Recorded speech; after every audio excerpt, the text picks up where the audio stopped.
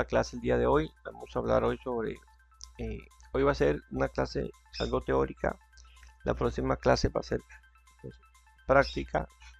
La teoría es fundamental, la necesitamos para tener pues unos conceptos claros. No obstante, la práctica lógicamente es digamos para ustedes lo que más interesa. Entonces, aquí pues toca cumplir con los dos ítems para poder tener el soporte y poder continuar con la práctica, ¿no? Entonces en la próxima clase veremos ya el sistema gestor de base de datos Postgres pues en uso de una manera pues, más expedita, ¿no? Hablemos un poco sobre PostgreSQL. Digamos que PostgreSQL es una base de datos, ¿cierto? Un sistema gestor de base de datos es muy conocido. No obstante, además de ser un sistema gestor de base de datos, cumple con otras funciones y es uno de los sistemas gestores de base de datos más robustos que existe en el mercado.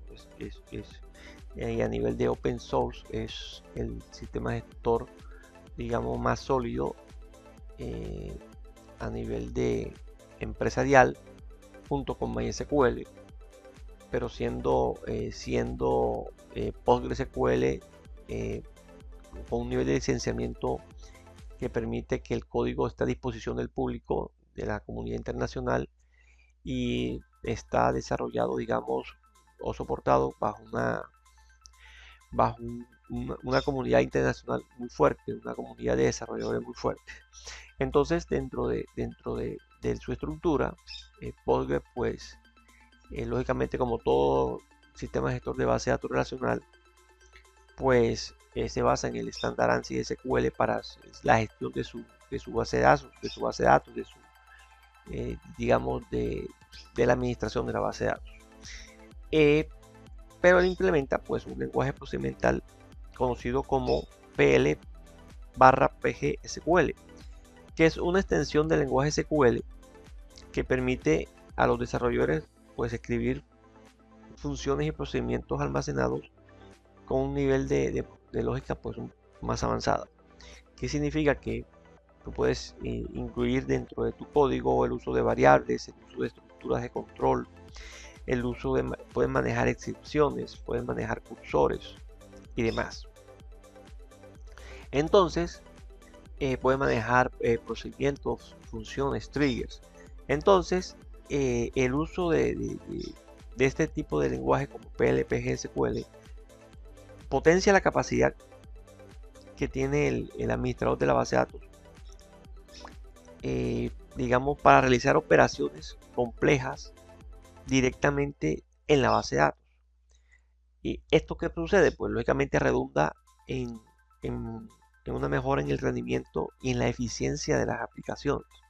En la eficiencia de las aplicaciones que lógicamente se hayan desarrollado en la entidad y se estén ejecutando pues directamente frente al servidor que tiene este sistema Postgres pues en ejecución o en producción.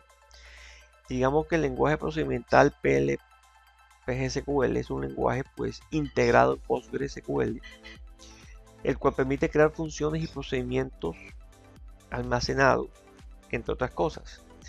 Este es un lenguaje que, digamos, te proporciona a ti la capacidad de escribir código estructurado y modular, y además te permite a ti encapsular la lógica de negocio para poder hacer esas operaciones complejas en tu base de datos. ¿Qué significa, encapsular la lógica de negocio? O sea, tú, dependiendo la empresa en la que se esté implementando, pues este sistema gestor se desarrolla el código a la medida de la necesidad de esa empresa, un código a la medida de sus necesidades. El código que se desarrolla o se implementa está acorde con las necesidades o con los procedimientos que hace la empresa dentro de su modelo de negocio interno. O sea, la forma como factura, la forma como vende, la forma como le paga a los empleados, la liquidación de su nómina.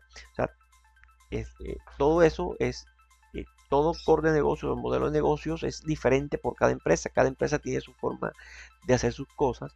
Entonces, este lenguaje permite eso, permite que el sistema gestor se amolde al modelo de negocio de la empresa.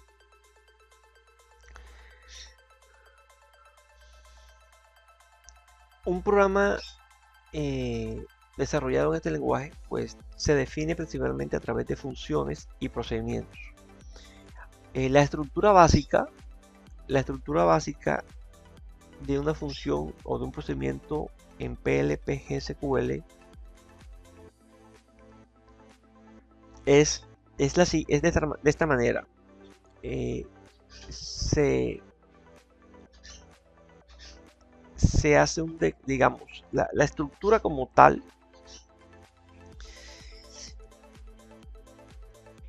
se hacen bloques donde se hace un declare.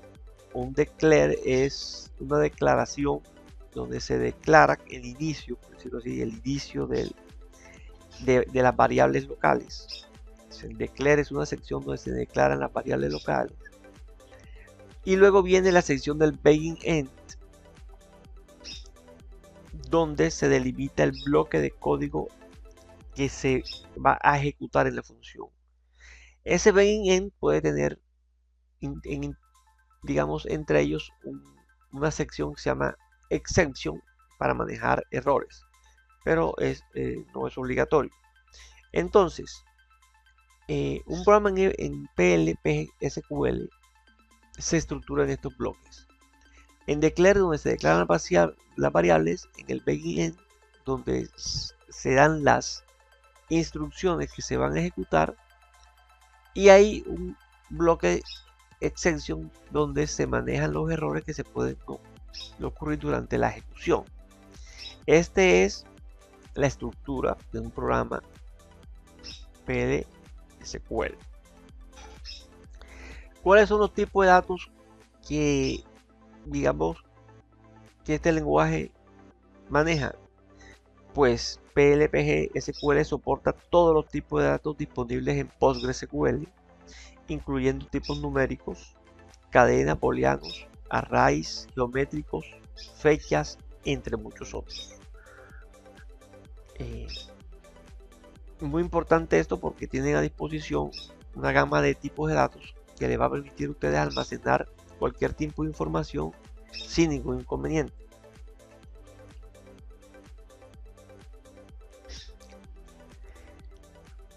Las variables, como les dije anteriormente, pues se definen o se declaran en la sección declare de una función o de un procedimiento. Entonces ahí tienen un ejemplo. Por ejemplo, declare total integer igual 0. ¿Qué estamos diciéndole allí? Estamos declarando una variable que se llama total de tipo entero y que se inicializa con un valor de 0. Entonces esa variable es de tipo integer, o sea que va a servir para hacer operaciones de conteo, de contar registros, de contar datos, más no de hacer cálculos matemáticos tipo nómina, tipo sueldo, porque al ser tipo entero, pues no va a tener la parte decimal, y ya en procesos de cálculos que tengan que ver con dinero, con valores económicos, pues los centavos son importantes porque dependiendo del tipo de multiplicación o de operación matemática que se esté dando, pues esos centavos pues van a significar, digamos, pueden significar mucho dinero al momento de realizar una operación matemática pues grande o importante.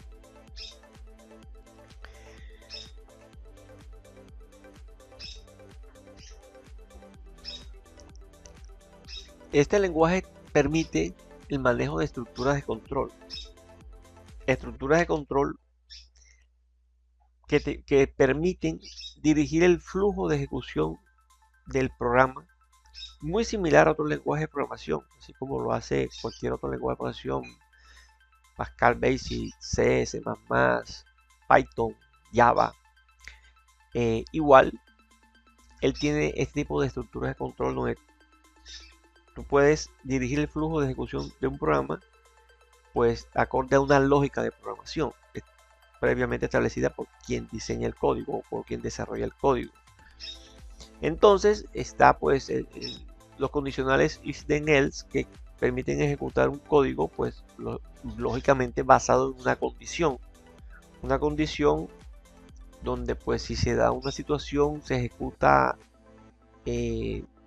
un código, y si no se da una situación pues se va por la sección del else y ejecuta otro código.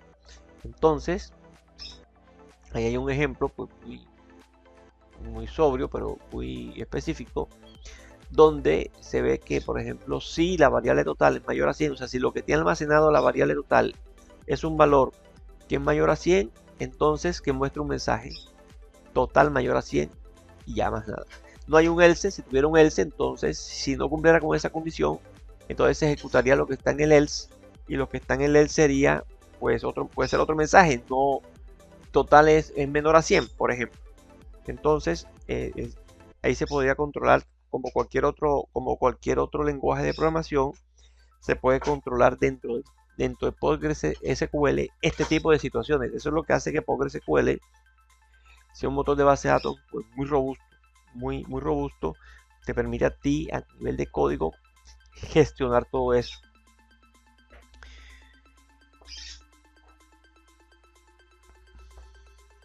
También te permite, digamos, manejar estructuras de control iterativas como el for, como el while, como el loop, que te permite a ti, digamos, manipular el flujo de ejecución del programa acorde a una condición específica. Entonces, digamos, tú a nivel de un bucle loop, por ejemplo, puedes indicar cuántas veces se va a ejecutar de forma indefinida ese bucle hasta que se dé una condición que permita hacer un exit, una salida a ese bucle. Entonces, loop es un bucle de tipo general que requiere una condición de salida explícita. Hasta que se dé una condición dentro del código, esto va a permitir que se llegue a un exit. En cambio, que un while es un bucle donde se repite instrucciones mientras la condición que se esté evaluando sea verdadera. Entonces, si una condición es verdadera, siempre va a repetirse el bucle hasta que esa condición se convierta en una condición falsa. Y el for, pues ya es una estructura de control iterativa que te permite a ti, digamos, ejecutar el código no con base en una condición. O sea, te dirige el flujo de ejecución del programa no con base en una condición, sino que lo hace con base en un rango de opciones finito. Finito o puede ser también infinito, no obstante, pues normalmente como se manejan rangos, aquí el infinito es muy inviable. No obstante, sí, o sea, infinito en el sentido de que pueden ser rangos extremadamente altos en número, pero siempre van a tener un fin. Porque siempre pues ahí va a haber un rango de valores donde hay un inicio y un fin. Pero a diferencia del while, que sí se puede convertir en un bucle infinito, porque si una condición es verdadera siempre y nunca pasa falso, pues el bucle se queda ejecutándose de forma indefinida. En el ciclo for o en la estructura de control for, el bucle, aunque se puede simular un infinito, pues el bucle siempre va a tener un fin, porque es un rango numérico, un rango de valores. Entonces el for se utiliza para eso, para iterar sobre una serie de valores, digamos hasta su final. Cuando llega al final de tal vez de esos valores, pues lógicamente el ciclo for se termina.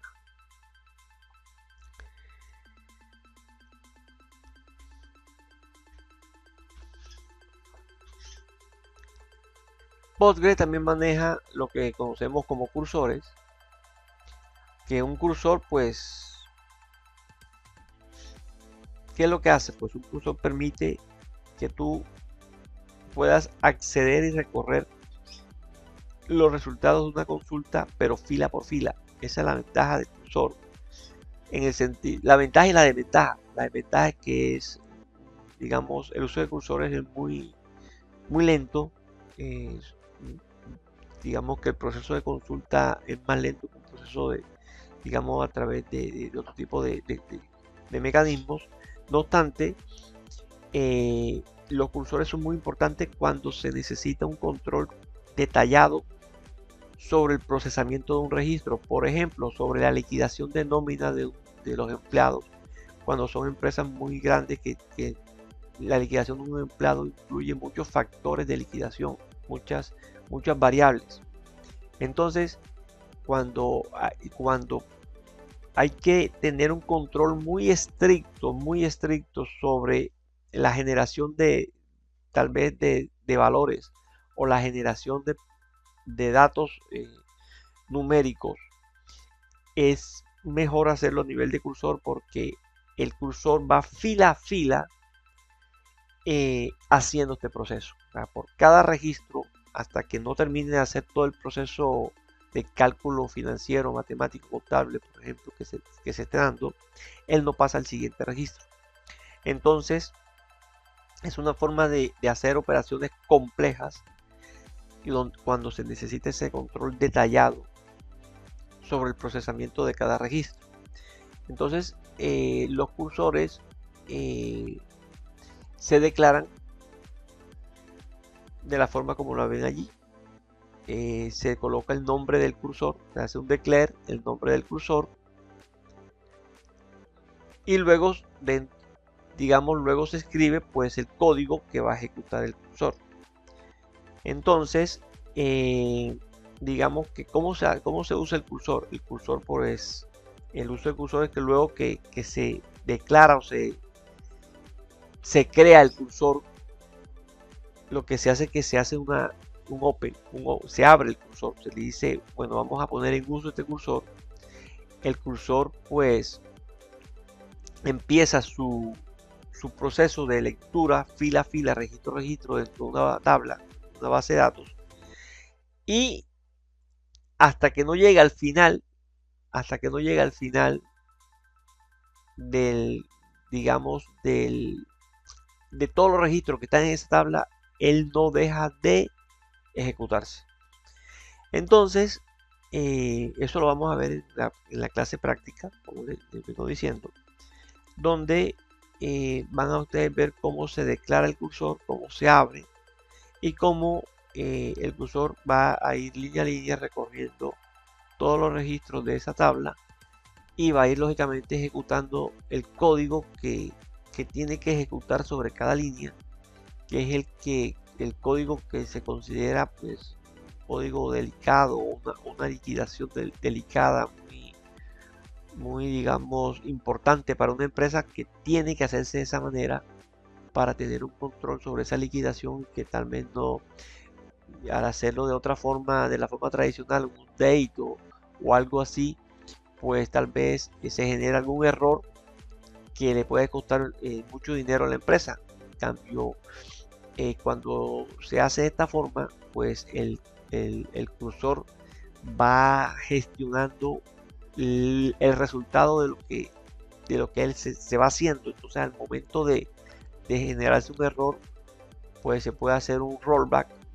Un rollback es deshacer la última transacción, y eso permite tener un control frente a cualquier situación de una mala liquidación.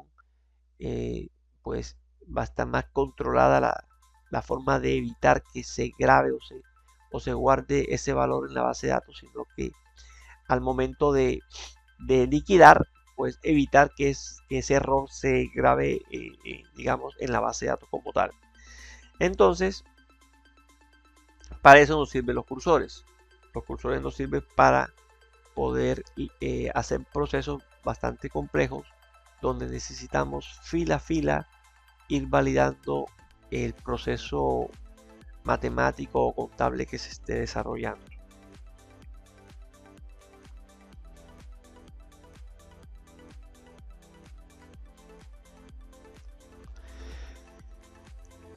PostgreSQL pues maneja lo que se conoce como subprogramas. Un subprograma es como cualquier otro lenguaje de programación, un código, un módulo que se ejecuta, ¿cierto? Y ese módulo tiene una serie de instrucciones. Entonces, cuando hablamos de subprogramas, en PostgreSQL hablamos de dos tipos. Están las funciones y están los procedimientos.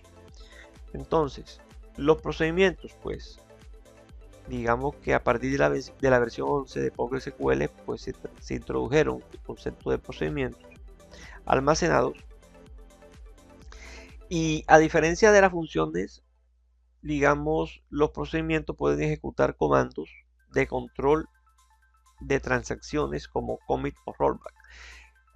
Que era lo que yo les hablaba ahorita, pues, que es un comando de control de transacciones. Es un comando que permite reversar una serie de instrucciones o confirmar una serie de instrucciones. El commit con doble M, C-O-M-M-I-T, es confírmeme las últimas transacciones, y el rollback, R-O-L-L-B-A-C-K, es deshaga esas transacciones. Entonces, cuando se hacen este tipo de procedimientos, se pueden hacer o ejecutar, digamos, poner en cola ciertos movimientos para que sean ejecutadas dentro de una base de datos, pero hasta que no se dé el commit, todos estos movimientos no se hacen efectivos. Entonces, a nivel de procedimiento se puede hacer eso, que se puede generar una serie de pasos, y solamente cuando ya se genera el último, que se considera que ya es viable grabar en la base de datos, pues se hace el commit, o si no, se hace el rollback. Entonces, a nivel de procedimiento se puede controlar eso. Ustedes dirán, ¿eso por qué no se graba de uno en uno? No, porque hay situaciones muy específicas en modelos de negocio donde tienen que darse 3 y 4 pasos al mismo tiempo para que se pueda dar como exitoso un proceso y se pueda grabar en una base de datos. Por ejemplo, a nivel, por ejemplo, de contratación, por decirlo así, vamos a suponer que se necesita grabar, digamos, que un contrato que se haya dado entre una empresa y otra, pero para que un contrato sea declarado exitoso o sea declarado viable para empezar su ejecución, debe cumplir con tal vez con ciertas situaciones como tener un CDP o tener tales documentos previos. Si tales documentos previos no se dan, entonces no se puede generar un contrato. Entonces, a nivel de base de datos también es muy parecido, donde para grabar una información tienen que estar 3 o 4 situaciones liquidadas, por decirlo así, o gestionadas. Entonces, ahí sí, cuando todas esas liquidaciones generan datos que son viables, entonces el sistema valida, bueno, para poder grabar esta información, previamente debe haberse generado estas otras situaciones, y estas otras situaciones deben cumplir con tal dato o con tal situación. Entonces, Postgre puede hacer eso, puede, digamos, los procedimientos pueden controlar eso, ver si los datos anteriores se generaron correctamente, y luego, ahí sí, al momento de generar el último, digamos, la última transacción, que sería pues un contrato, por decirlo así, entonces ya validar que todo lo anterior se haya dado de forma correcta, y de esta manera poder dar un commit y decir, bueno, ahora sí, como ya está todo correcto, tanto lo previo como lo actual, grábese la información en la base de datos y genérese el contrato respectivo. Entonces, eso es lo que permite que Postgres controle este tipo de situaciones.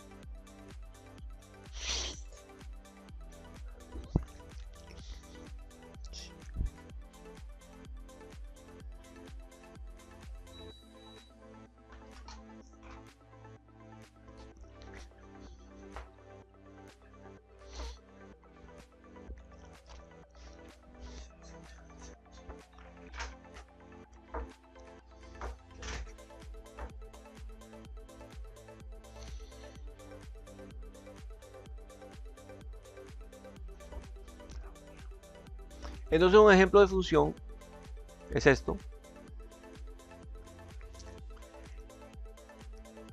donde, bueno, hablamos perdón, estábamos en procedimiento, donde un ejemplo de procedimiento pues es hacer el create procedure, es el código que permite crear un procedimiento. El create procedure internamente tiene, digamos, la estructura que permite que el diseñador de una base de datos o el desarrollador de una base de datos o quien administre una base de datos pueda incluirle el código que considere necesario.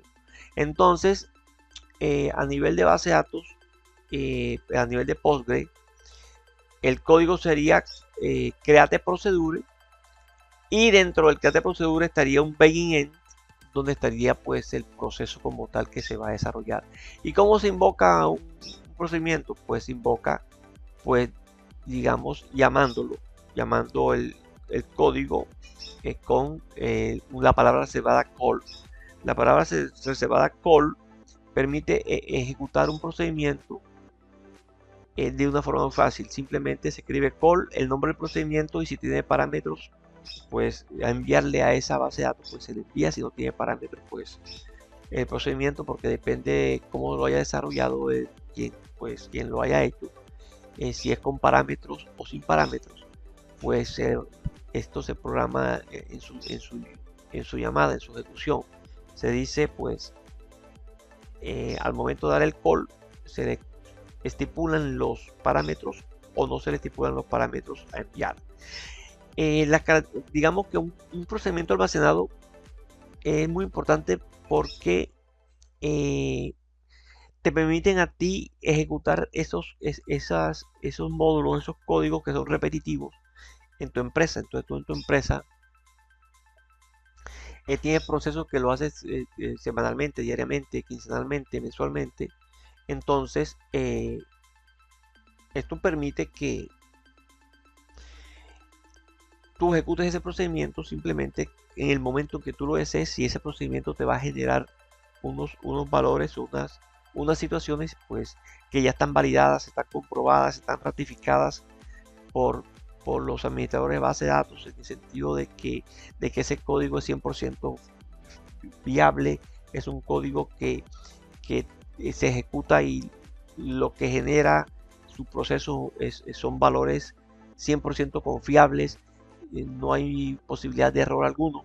Entonces, pues simplemente con eso se controla pues la integridad de una base de datos, donde tú puedes ejecutar ese código las veces que tú quieras y sabes ya que es un código que te va a permitir generar esos valores fidedignos y no va a haber, digamos, ese problema de que se pueden generar valores errados en algún tipo de liquidación. Las funciones son muy similares. Una función son subprogramas que realizan cálculos, pero las funciones retornan un valor. Entonces se utilizan para encapsular lógica, sobre todo pueden ser utilizadas como consultas SQL también. Entonces los subprogramas tipo funciones lo que hacen es que realizan una serie de cálculos que te permiten retornar un valor. Ese valor que te retornan lo puedes utilizar como insumo ya para un procedimiento, ya sea para mandar esa información o ese resultado a una cuadrícula, a una grilla de salida. Entonces ya es opcional de quien desarrolla la función. Entonces las funciones tienen varios tipos de retorno. Las funciones tienen varios tipos de retorno, que son los tipos escalares, que significa que van a ser un retorno tipo integer, tipo varchar, tipo boolean, etcétera. Y están los tipos compuestos, que son los tipos que devuelven digamos unos registros llamados como filas o record, y están los que devuelven unos conjuntos de registros que son ya unas cuadrículas completas como tal, unas grillas como tal. Entonces los tipos de retorno más comunes en PostgreSQL pues son el integer, el varchar y el boolean, como también es el tipo compuesto, que es el tipo registro o el tipo row. que pues en el momento de desarrollar nuestras funciones vamos a ver pues el comportamiento de cada uno de ellos y vamos a poder determinar qué es más conveniente dentro de un proceso o dentro de una consulta a nivel de PostgreSQL. A nivel también de programas o de subprogramas están los triggers. Los triggers se conocen como disparadores también. Los triggers se atan a una tabla. Los triggers se ejecutan automáticamente cuando ocurre un evento sobre una tabla. A diferencia de las funciones y de los procedimientos que se ejecutan de manera independiente y cada vez que un usuario lo decida, el trigger no necesita de un usuario para su ejecución. Un trigger se ejecuta automáticamente porque los triggers se atan a una tabla. El trigger se programa para ejecutarse antes de un movimiento o después de un movimiento que afecte una tabla. Entonces el trigger se programa para que antes que se dé un movimiento sobre una tabla, digamos, se valide un procedimiento. Por ejemplo, antes de que se dé una venta de un producto, se valide, por ejemplo, si hay inventario de ese producto. Entonces, si hay inventario, pues que prosiga la venta, sino que bloquee la venta. Puede ser una forma de un trigger previo.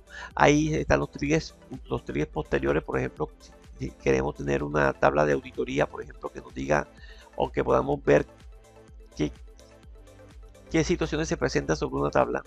Entonces podemos hacer un trigger tipo posterior, que es un trigger, digamos que después que se hace un movimiento sobre una tabla en específico, el trigger se dispara y puede enviar una información a otra tabla diciendo que fue el movimiento que se dio sobre la misma. Entonces los triggers, lo importante aquí es que se ejecutan automáticamente. Ellos no necesitan de que nadie esté ahí pues dando pues la orden de ejecución. No, ellos a medida que se va haciendo un proceso, una tabla, pues ellos se van ejecutando. ¿Por qué? Porque los triggers se amoldan a las situaciones que se estipulan en su momento de su creación. O sea, si es un trigger que va a actuar cuando se dé un update, si es un trigger que se va a actuar cuando se dé un delete, si es un trigger que va a actuar cuando se dé un insert. Entonces, si es un insert, pues se ejecuta el trigger específico. Si es un update, igual. Si es un delete, igual. Pero también se controla, como les digo, si es posterior o anterior. O sea, si antes de un insert se le dice al trigger, bueno, búsqueme si hay un inventario de este producto. Entonces ese es un trigger previo a un insert, y hay un trigger post a un insert que sería, bueno, se dio la inserción de un producto o de una venta, entonces genéreme un registro en una tabla donde diga que esa tabla se almacene, que se registró esa venta. Entonces este sería entonces ya un disparador post a un insert. Entonces aquí lo importante de los triggers es que no necesitan de nuestra interacción. Ellos funcionan automáticamente y se usan sobre todo para controlar este tipo de situaciones, para controlar ventas, para que una venta no se dé, digamos, tal vez sin unas condiciones específicas, o para que,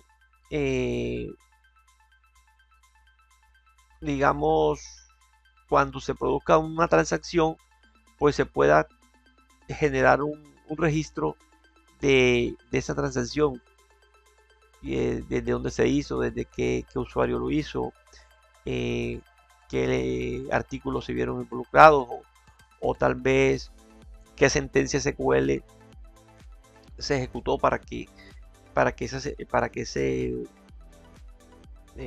esa transacción se diera. Entonces los triggers son de lo más importante que tiene pues cualquier base de datos, cualquier sistema gestor de base de datos, pero PostgreSQL pues digamos lo tiene a disposición de toda la comunidad de administradores, porque es muy valioso para el proceso sobre todo de auditoría en una base de datos, para ver qué pasa sobre las tablas, digamos, al momento de generarse diferentes tipos de transacciones, ver específicamente el origen, el proceso que se dio sobre cada transacción que se está dando en nuestra base de datos.